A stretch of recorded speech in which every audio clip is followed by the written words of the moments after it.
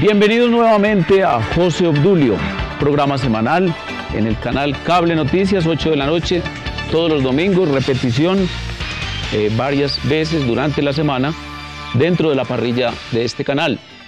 Prometí la semana pasada dedicar el espacio a analizar un tema muy interesante, que es algo que va a tocarnos tarde o temprano, o que va a tener que ver con nosotros tarde o temprano, que es el asunto Marruecos y la posible independencia o la búsqueda de la independencia del Sahara Occidental, el movimiento saharaui. Pero antes de comenzar, y más bien dijéramos, teniendo que dejar como parte o aparte del programa ese asunto, quiero tocar dos temas iniciales. El primero es que hubo mucha llamada, mucho comentario, muchos correos respecto, hablando de correos, ahí está nuestro correo electrónico para que quien quiera hacer anotaciones, comentarios, críticas, incluso aceptamos insultos y también obviamente insinuaciones sobre temas. En los correos se me dijo que anotara varios asuntos y los recogí de la siguiente manera, porque muchos de esos correos provienen de periodistas, de gente interesada en el tema y que me dice, hombre, ¿por qué no insinúa usted, por ejemplo, lo siguiente? Que hablo es del famoso artículo sobre la Mata Hari, al que me referí en el programa anterior, del periódico El Espectador.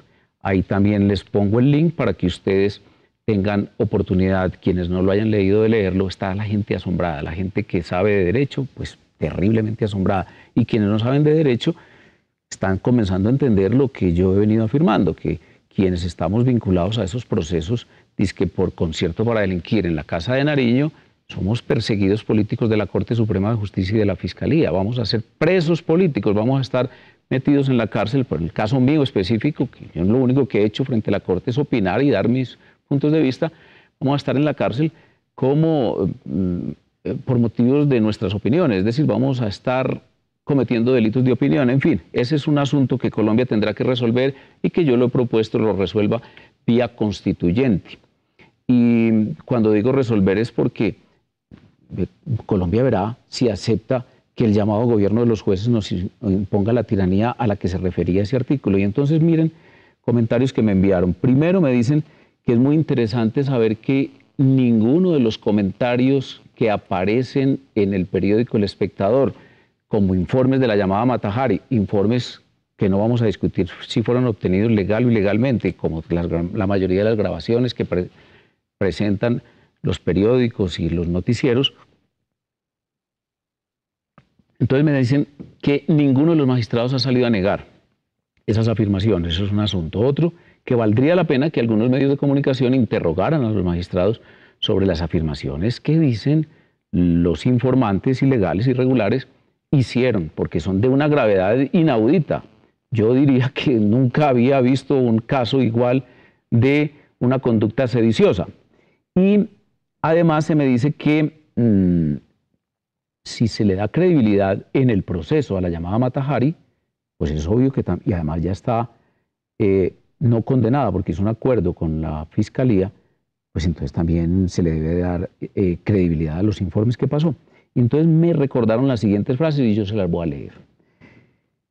Una que se refiere a comentarios del magistrado auxiliar Iván Velázquez. El doctor Iván Velázquez en este comentario, que supongo que es cierto, queda bastante bien parado. Se muestra como una persona bastante seria, por lo menos honrada. Porque miren lo que dice.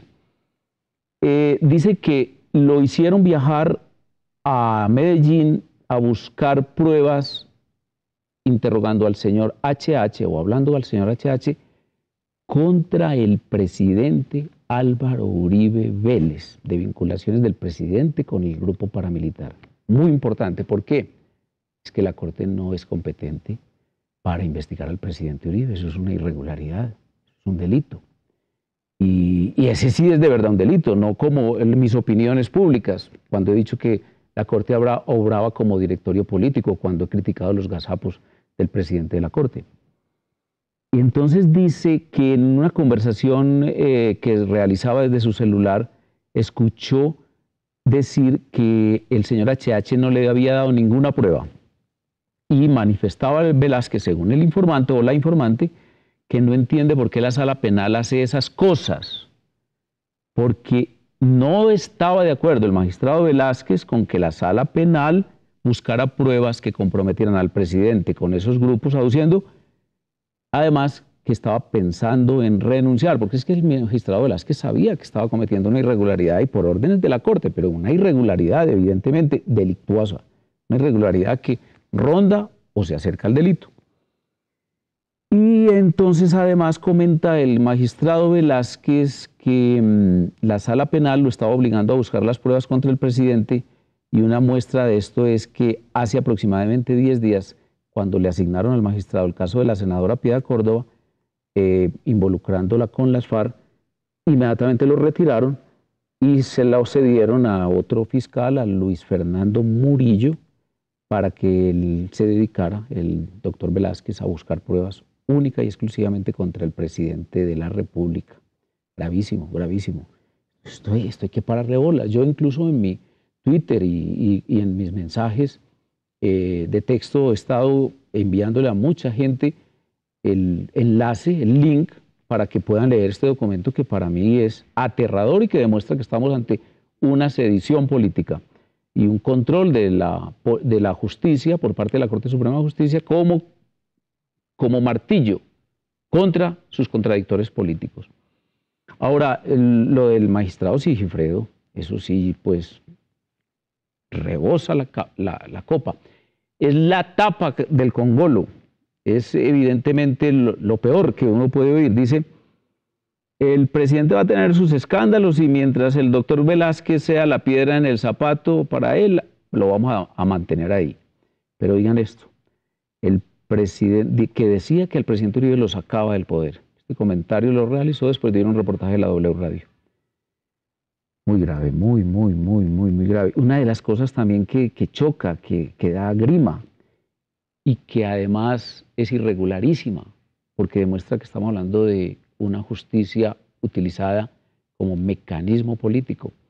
El magistrado Sigifredo Velázquez mantenía una conversación permanente con el fiscal encargado del caso del senador Mario Uribe, y las referencias que se hacen allí es como para que le busque y lo condene, para que lo trate con la mayor fuerza y energía, pero no legal, no justa, sino con la mayor fuerza y energía en la vía de actuar como actuaban aquellos inquisidores. Veamos esas películas de la Inquisición, veamos esos Gaspares y todos esos inquisidores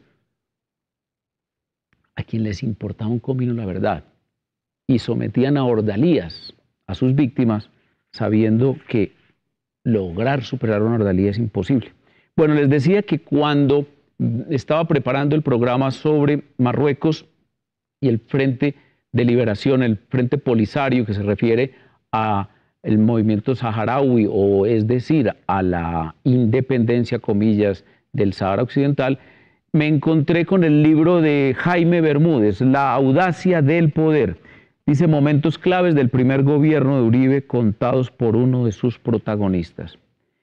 Entonces inmediatamente, pues como conozco a Jaime, tomé el libro. No estaba muy destacado en la librería, me pareció extraño eso porque es un libro nuevo, pero además me encontré con una obra de una magnitud extraordinaria. Miren, yo sé que en este momento muchos colombianos, por lo menos yo diría que más de 1.500 colombianos, se están preparando para correr en las elecciones de octubre del año 2011 como candidatos a gobernaciones, alcaldías, consejos, asambleas. Esa carrera no es una carrera que pueda tomarse de una manera empírica. Uno tiene que estudiar mucho cómo comportarse como candidato. Hay unas reglas, pero también hay unos consejos y también hay unas experiencias. ¿Cómo combina de bien Jaime estas reglas, estos consejos y estas experiencias? A mí me asombró. El primer capítulo, todos los capítulos se pueden leer por aparte, como si fuesen, dijéramos, novelitas pequeñas, y lo hace bastante bien. Yo lo conocí su método. Él tomaba nota de todos los hechos importantes que ocurrían en la Casa de Nariño mientras fue un asesor del presidente Uribe en el tema de comunicaciones, pero además, según narra en el libro, durante toda la campaña, y él es el iniciador con el presidente Uribe de la campaña, dado que era su compañero en Oxford, cuando el presidente estaba allí en una pasantía, y entonces, a medida que iba hablando con el presidente Uribe, iba tomando nota. Entonces, me parece interesante que estos candidatos y los expertos en mercadotecnia política y también los expertos en estrategia política le den una miradita al libro del ex canciller Jaime Bermúdez, La audacia del poder. ¿Por qué? Porque es que este primer capítulo, a puro pulso, la primera campaña por la presidencia, muestra en primer lugar con una descripción muy amable, muy agradable, muy fácil de leer, la personalidad del presidente Uribe y lo que fue esa campaña, y nos recuerda muy bien también lo que era la Colombia del año 1999 cuando comenzaron, cuando el grupito inicial en Inglaterra se comenzó a reunir y comenzó a buscar algunos conceptos. Y por ejemplo, dice cosas como esta: una de las grandes discusiones es si Álvaro Uribe interpreta el sentimiento colectivo o si con su liderazgo lo ha impuesto. Un verdadero interrogante que creo que Jaime logra resolver bastante claro, con bastante claridad en su texto. Dice que lo primero que le cautivó de Uribe fue que con él podía intercambiar ideas y tener debates intelectuales. Oigan esto, intercambiar ideas y tener debates intelectuales. ¿Cuánto dejó de avanzar Colombia porque ciertos sectores, sobre todo de ONGs, grupos de derechos humanos, particularmente algunos dirigentes políticos opuestos al presidente Uribe, nunca intentaron hacer el debate intelectual y nunca intentaron intercambiar ideas con él, o inclusive se les retiraban? Yo recuerdo los debates interesantísimos en la parte inicial del gobierno cuando Carlos Gaviria era senador de la República, y esos debates de gran altura que se dieron en algunos de los salones cuando se debatía el tema del referendo, por ejemplo, cuando se debatía algunos temas de la agenda legislativa. Y me consta así que esta frase define bien al presidente Uribe. Aquellos que dicen que era un hombre por ahí dedicado a husmear en la vida y en los movimientos de las personas y en oír o las escuchas de las grabaciones ilegales, por Dios. El presidente Uribe dice: la claridad de su pensamiento era compatible con una actitud discursiva y crítica. Y dice que, por supuesto, el ambiente académico y la distancia geográfica en donde estaban, porque estaban en Oxford, favorecía esa posibilidad que quizás en otras circunstancias no era tan evidente.